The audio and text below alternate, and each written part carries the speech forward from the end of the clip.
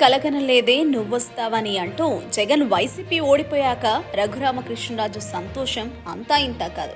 జగన్ గాలిలో వైసీపీ వేవ్లో ఎంపీగా గెలిచి జగన్కే ఏకు మేక అయ్యాడు. ఈయనకు పచ్చ మీడియా అత్యంత ప్రాధాన్యత ఇచ్చి ఎంతలా జగన్పై బురద చల్లిందో అందరికీ తెలుసు.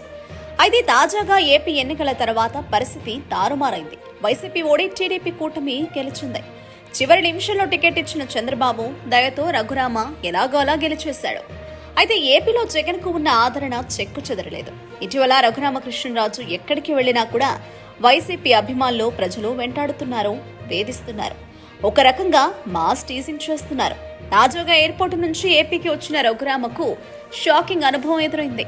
రఘురామ బయటకు వెళుతున్నప్పుడు ప్రజలు, వైసీపీ అభిమానులు పెద్ద ఎత్తున జై జగన్ అని నినాదాలు చేశారు.